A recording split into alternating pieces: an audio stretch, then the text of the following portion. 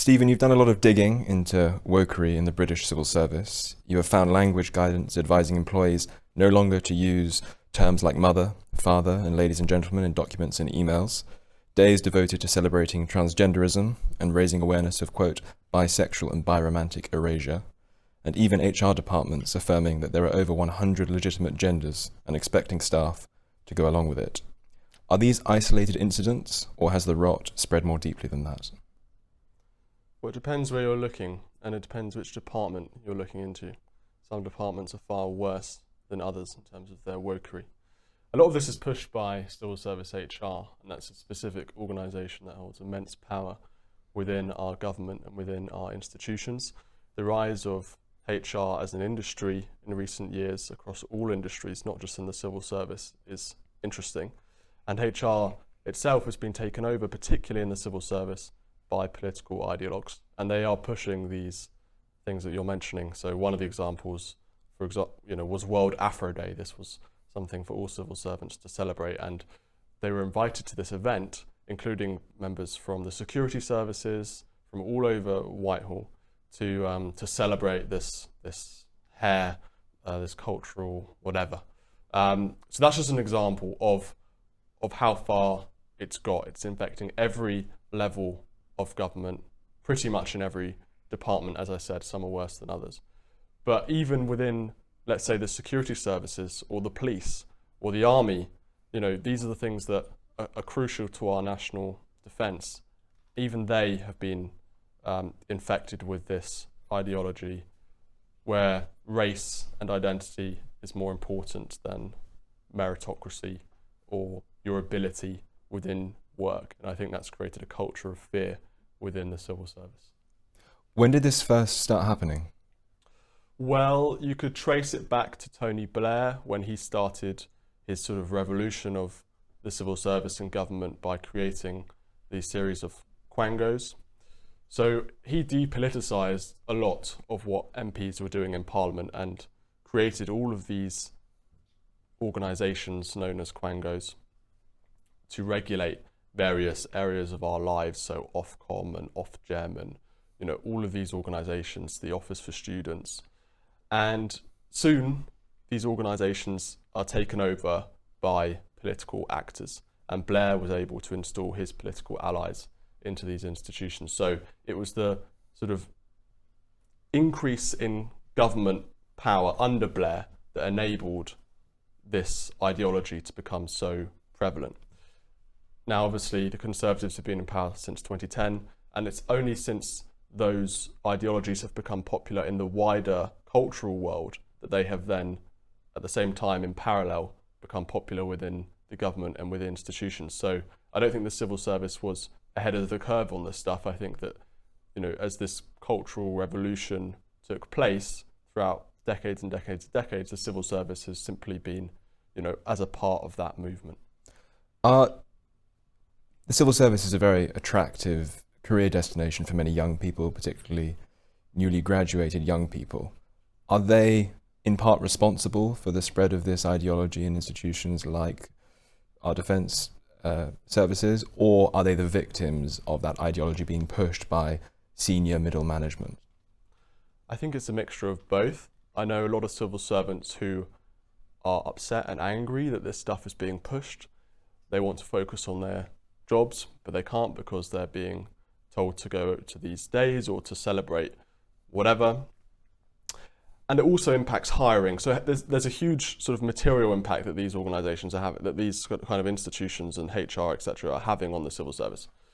Now, whether it's the middle managers forcing that on everyone or whether it's the people sort of consenting to that is another question. I think that most people who go into the civil service, go into the fast stream, probably agree with this new HR culture. There are individuals there's sort of a network of people who disagree with this stuff, but they are hugely in the minority.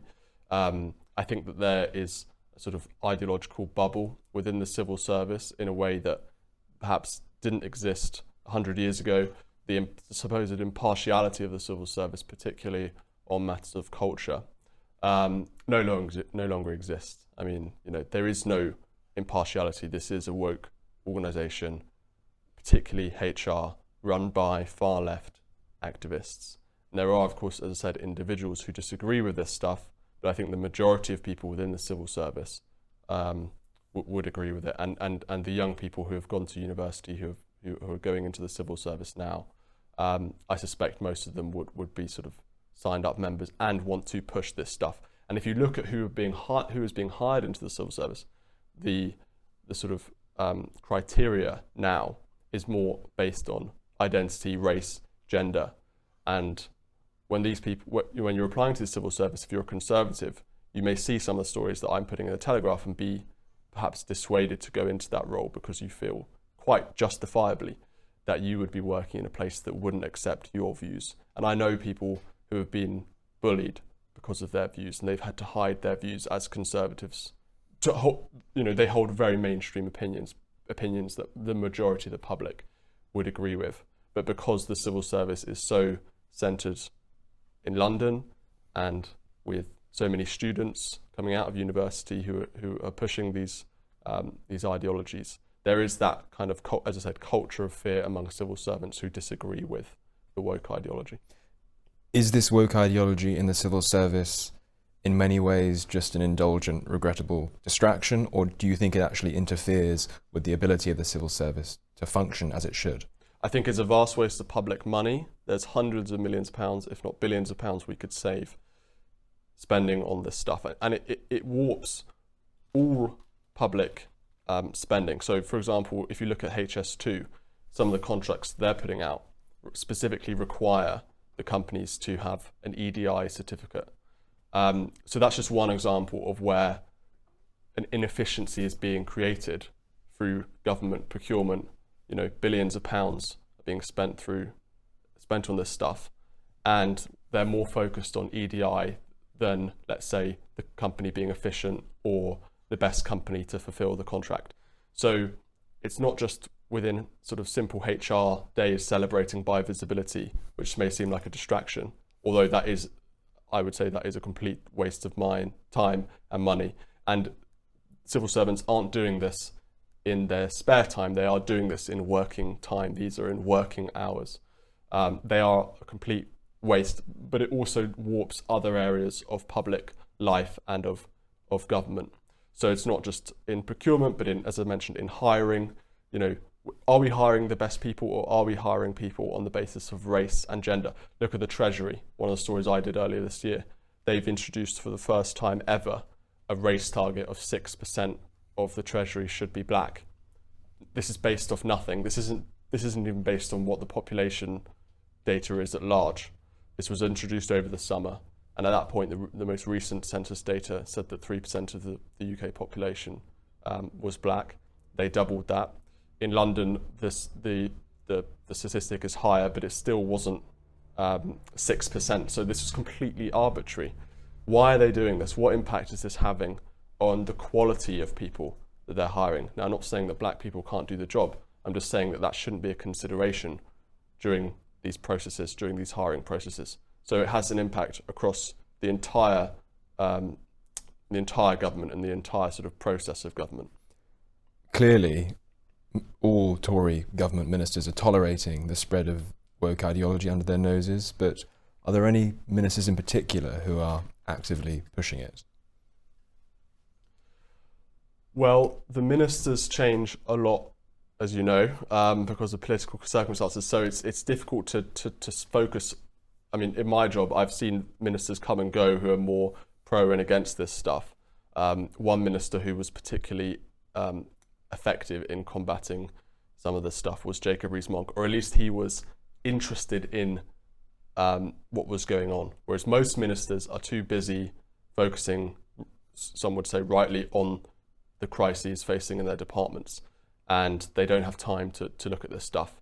Having said that, even from the supposedly conservative ministers, the people who claim to be culturally conservative or anti-woke, I found that they are uninterested in this stuff. When I've tried to engage with some of their advisors and SPADs and the ministers themselves, I'm ignored, or they don't find it, that it's something that isn't of interest to them. Now, there may be other reasons why they didn't want to engage in some of the stories that I was working on. But I do think there's a certain level of cowardice within ministers, all ministers, who are afraid of the media pushback in particular that they will get if they start challenging this stuff properly. They don't want to be called racist, they don't want to be called homophobic, they're worried that, you know, their friends in North London are going to think of them in a terrible way. And this is the problem with the modern Conservative Party. Obviously, as we know, it's not conservative in any way. There are some ministers who are more effective than others. I think someone like Gillian Keegan, I mean, look at her, she's the Education Secretary. Now, she was asked a question in the Education Select Committee about people being taught in schools critical race theory and other conspiracy theories. Now, Gillian Keegan came up, if you look at her answer, she was obfuscating, she was vague, she wasn't particularly interested in something that is explosive. I mean, there was research from Eric Kaufman that showed that 70% of young people had heard of these ideas, from teachers or from adults within the schools. This should be something that the Conservatives, I mean, should first of all be looking into, and second of all, it's a great issue for them to campaign on. You know, it's such a popular topic. But Gillian Keegan, I mean, she used to be my local MP. She's a Remainer. She's metropolitan. I suspect her views are extremely liberal on social issues. Penny Mordaunt, she wrote that book. And there's that famous clip of her in Parliament saying, "Trans women are women." The Conservative Party is not conservative on these issues. And not only have they allowed the civil service to become woke, many of them have actively supported it, in particular through the Equality Act of 2010, which the civil service uses as an excuse to push these woke ideologies. If you ask a minister why don't you just shut this stuff down, they could say, well, under the Equality Act, this is their lawful obligation to push equality, diversity and inclusion within government departments. And when I go to the civil service and I put to them, this is what you've done, have you got a comment? Generally, the civil service press officers will scream at me down the phone saying, this is under our obligations under the Equality Act of 2010. I've actually had civil servants say to me, this isn't woke. Stop. You should not be interested in this. This isn't woke. This is simply under our obligations under the Equality Act and under the diversity plans that the Tory ministers have put in place themselves, the diversity strategies. And I urge anyone to go and look up the diversity and inclusion strategies within the civil service. They lay out 5-10-year plans, very Stalinist plans, as to where they want the civil service to be in the future. So the Conservative Party are not only have they allowed this to happen on their watch, in many cases they actively promote this stuff. Given that combating some of this stuff and rooting it out of the civil service and other public institutions would be such a vote winner, as you say, what do you think it is that they should do in particular? They should, first of all, repeal the Equality Act 2010 or heavily amend it. So the Equality Act basically says that you can't discriminate against people based on their gender, on their race, on their religion, and a whole series of other categories, sort of identity categories. Now, one of those is not being trans, by the way. And the civil service, when they're pushing trans rights, and many of these civil servants do push trans rights within their HR and within their culture, they admit in their documents that this is not protected under the Equality Act, but we are going to go further than the Equality Act because we believe in trans rights. So they say we're doing all of this stuff because of the Equality Act. Oh, and we're also doing the trans stuff because we believe in it. So they actually go beyond the scope of the law. So the Equality Act must be repealed immediately. And also it should be appealed or they should apply it correctly, because the Equality Act doesn't just protect against minorities; it protects against everyone. So if you're discriminated because you're white, or because you're a man, or because you're straight, that's equally wrong under the eyes of the Equality Act than if you're discriminated against if you're black or a woman or if you're gay. So the civil service, why don't they have organisations for straight white men? Why don't they have networks, what they call diversity networks, for for white people or for straight people? Why do they only have them for black or women or for the minority groups? And they claim that the reason that they have these diversity networks is because of the Equality Act. But if they were applying that correctly under the legal, in a legal sense, they should be having organisations that represent everyone. So first of all, repeal the Equality Act. Second of all, scrap every single diversity and inclusion officer within all government departments. You'd save hundreds of millions of pounds. They're completely useless. They push conspiracy theories. I mean, unconscious bias training, this is a great example. The Conservatives said they would scrap years ago. I think in 2020, they announced they're going to end all unconscious bias training in the civil service. Earlier this year, when I looked into this, it was still compulsory for all civil servants to take unconscious bias training. Now, whether that's enforced or not is another matter, but it's still there on the civil service intranet networks. It's still there within individual departments. The Conservatives, they can say on these headline grabbing things in the Mail or whatever that they're tackling this stuff, but when you actually follow up and see what they've done, it's still there. And even when ministers like Jacob Rees-Mogg said he was scrapping all diversity training, well, I kept asking him and his advisors, how are you going to do that? When are you going to do that? And the answer was never particularly forthcoming. So there's a lot there's a lot to be done. They could do, but it's a very difficult thing to do because these networks are so complicated, and the way the civil service, it's such a bureaucracy that it's very difficult. Once you sort of tackle one area, another 5 might pop up. So I think if ministers had a backbone, they could go in and they tell the civil servants, we need to scrap all of this stuff. But first of all, they need to change the law. They won't do it because they can't control the government, and this is something Dominic Cummings writes about, and Lord Frost recently in the Telegraph. Ministers do not control the government. They are not in control of the government. The civil servants are in control of the government. So if ministers were able to take back control of that bureaucracy and understand the levers of power, they could be a lot more effective in tackling the woke stuff. But at the moment, ministers are so exposed to other problems going on, in the wider context of their department. Why would they even focus on something that they might see as a minuscule or uninteresting problem?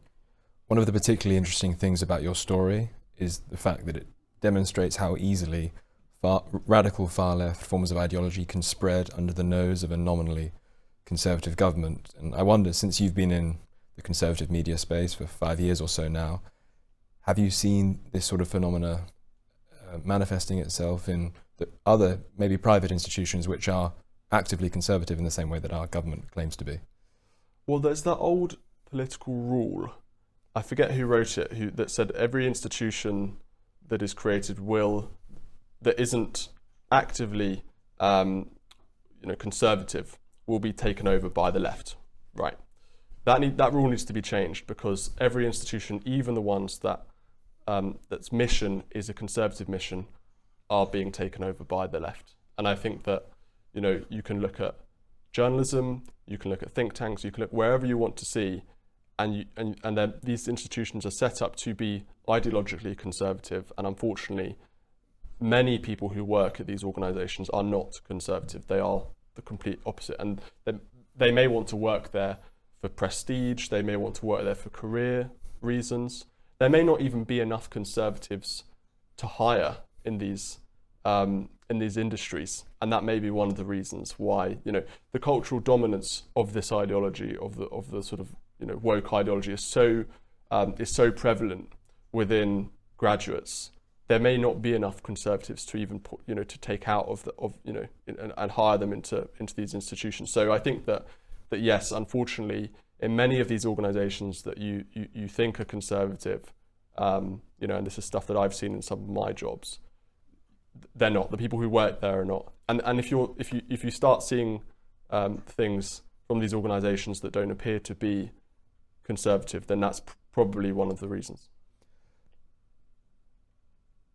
You speak very passionately on these issues. You're a young man yourself. How do you account for the fact that you didn't swallow wholesale or conform to this ideology, but you have independence of mind? How do you account for the way in which you've clearly slipped the net on some of this stuff? Well, I don't think I'm particularly special in any way. I mean, I think I had access to the same information as everyone else, but I think when I was growing up, I was particularly interested in watching YouTube, and people like Nigel Farage and all these politicians got me interested into this stuff. And I think it was sort of down that rabbit hole of sort of researching and reading and kind of looking at this stuff whilst I was growing up as a teenager that really formed my views. I don't know why I became a conservative. I don't know why that was I became interested in that. But yeah, I think there are millions of young people who don't agree with this stuff. I think no ideology can be dominant in everyone. And when you look on TikTok or YouTube or whatever, some of these conservative thinkers and politicians are extremely popular among young people. I mean, my main job is to produce videos for the Telegraph, and some of these people like Jordan Peterson and other figures can get millions and millions of hits. So there is an interest among young people, particularly among young men.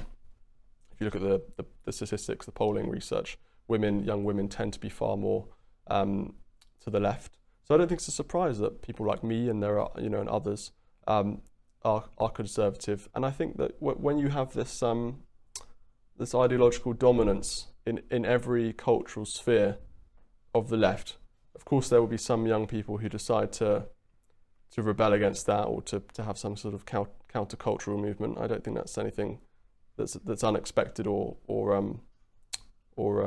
surprising. What advice would you give to young people who don't want to swim with the woke tide, but who, for reasons of prestige and career, are reluctant to speak out? Become a journalist. Go and work in the civil service. Go and work in the financial sector. Go and work in big business. Be ambitious. Go and work in government. Go and work in parliament. Do not be afraid to work for these institutions. We need as many people as possible going up through the ranks of these organisations who have conservative values. Even if you don't say them explicitly, it's important that we're able to, in the future, have some kind of hope, I guess. I hope that there are many other young people who are interested in going into these roles, particularly in journalism and particularly in the government, in the civil service, or as an MP or whatever, into politics. I really urge young people who are conservative minded to do that. Don't be afraid. There are others, there are particularly, let's say in the civil service, there are, as I said, networks of conservatives who can support each other. Same thing in journalism, same thing in politics generally. I think it's a great place to be. I think it's a great place to work. Particularly also, if you are conservative and you're going into these institutions, you also have, in a way, an advantage, because let's say you want to work for the Telegraph or for some other conservative institution. There are so few conservatives out there. You've got quite a good chance of succeeding, particularly if you're effective and competent and whatever. So I think that they shouldn't be afraid. There are people out there who believe the exact same thing as they do, and they should be ambitious and try and go into government, try and go into journalism, make a difference. I wonder, Stephen, whether you personally or people you know have ever suffered social consequences for holding or expressing views which, as you say, are entirely mainstream in the population at large. Of course, and I have to say, with one caveat, that I'm in no way a victim. I do not like this victimization culture, but of course, any young conservative experiences some social isolation.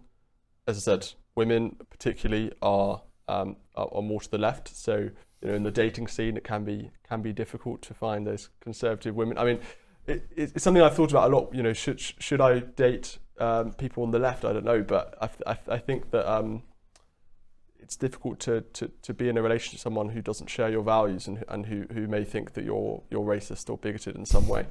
So yes, it's difficult to date. It can be difficult to date, particularly on all these silly sites where they say, no Tories or whatever. At school, definitely was sort of mildly bullied for it, but I think I sort of could stand up for myself.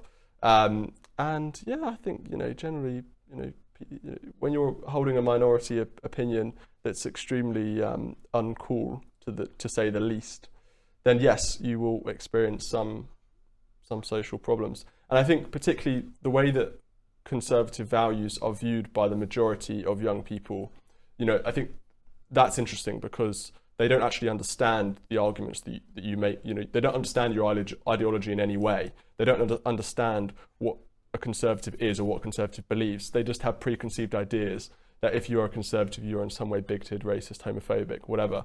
So there's a sort of a big gap in misunderstanding. And I think if people spent a bit more time trying to understand or read some of the theories of why people are conservatives, then maybe they would be a bit more inclusive in their language. But yes, of course, everyone I think experiences to some degree some social problems from that. You spoke about people you know personally, whether sources or whatever, in the civil service who have come, maybe young people who've come up against this sort of stuff. They've been subjected to unconscious bias training, or they've been forced to clap while, some silly director talks about the need to celebrate World Afro Day or whatever it is. Have they, in your experience, suffered consequences for speaking out in any way? I think so. I think I've met people who felt that they've been severely bullied by their colleagues because of their views, that they've not got promotions because of their views. And many civil servants, conservative civil servants, are simply having to adapt to this new world. So I know civil servants who pretend that they're non-binary and so to get ahead in their career, or wear lanyards, non-binary lanyards and trans lanyards to when they're near their bosses, and the bosses can see that they're wearing the lanyard, they're an ally. That will help them in their next review. I've seen some of the stories that I've published have actually been about these performance reviews, and where it says you have to spend 20% of your corporate work time in diversity networks. So to get ahead in the civil service, conservatives are adapting to these new ways of life, which can be scary. Others, I know other civil servants who are finding it really difficult to live in this environment and to work in this environment. I've literally had civil servants crying in front of me, talking about how awful the sort of ideological situation is for them, and the way that they just feel that their colleagues gang up on them or bully them or whatever. So yeah, there are huge issues. Now, don't take that as a reason not to go into the civil service. I think that it is possible to get ahead, and it is possible to do well if you're conservative, but it is harder, and it's something we need more people doing that. We need more conservatives going into these things so we can turn this stuff around. Stephen Edgington, thank you very much. Hello. If you're enjoying the New Culture Forum channel and you believe in our mission, may I invite you to join our membership scheme at the link below or on our website, newcultureforum.org.uk. Our work is more important now than ever, and we have great plans ahead for the future, but we can't do it without your support. From as little as £3 per month, you can help ensure that we continue on our mission. As a member, you'll receive a range of benefits, including access to exclusive content, invitations to our private events, including here at our studios, free copies of our books, and much, much more, including, of course, our famous NCF mug. If you aren't able to become a member, then please help us by clicking this button and subscribing to our channel. It's completely free. Just remember to also click the bell icon so that you can get notifications when we post new videos. Thank you.